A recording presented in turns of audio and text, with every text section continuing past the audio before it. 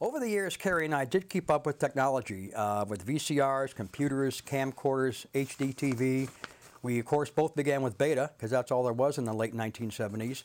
We progressed from beta to VHS to Super VHS to 8mm to mini DV, and of course, now we have memory chips and all that.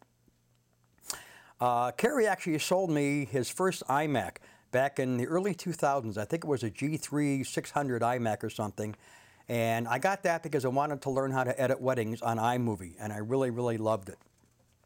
Yeah, Kerry and I began corresponding by email in the late 1990s. Once we both had a computer, we were on CompuServe, we were on a service called Genie, and we used Juno, and all those early email programs. So besides corresponding by mail and by telephone, now we had a computer.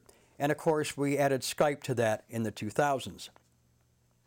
As far back as I can remember, Kerry always had a job in the photography business, processing, developing photos, whatever.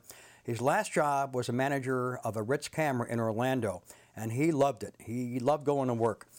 About 3 years ago, when his health started to fail, he had to go out on disability. He could no longer stand all day. He couldn't work. He was tired. And it killed him because he wanted to work. He enjoyed going out to work. He enjoyed meeting the public. And it was frustrating for him because physically he just couldn't do it anymore. I don't know if you're aware of it, but Kerry is not from Orlando. He's originally from Poughkeepsie, New York. He went to RIT, the Rochester Institute of Technology in Rochester, New York, for 4 years. He moved from Rochester down to Georgia, where he had his first photo job. Then in 1972, his dad bought a photo store, a retail store in Orlando called Frank's Photo. And Kerry worked there for many, many years. And when I met him, that's where he was working. The last few years, Kerry's health really deteriorated. He had 3 heart attacks in the last 10 years. He told me he was weak, he had no energy, he had a hard time walking, he had a problem with circulation in his legs. He spent some days totally in bed. He was just too weak and too tired to get out of bed. And he was on a lot of medication. He was on a lot of meds every day, so he was not in good shape. He did get to see his last granddaughter born in September of 2009. And the picture that you're looking at now is of Kerry and his newest granddaughter, Brielle, who was born in September of 2009. And this is a picture of a very happy and content man with his granddaughter. My last visit with Kerry was only 6 weeks ago, in October of 2009. And the picture you're looking at now is taken of me and Kerry at Jason's Deli in Orlando. Every time we got together, we had so much fun. He took me to different places in Orlando. We had certain restaurants that we liked to eat at, and we always had a great time. And we always shot a lot of video. And it was a tradition that on the last day of my visit, we sit down and we would talk about what we did, where we went during my vacation there. So that was always a lot of fun. The thing I miss most about Kerry, we were on AOL Instant Messenger 6 to 7 nights a week. Kerry and I are both night owls. He liked to stay up late into the wee hours, and so do I.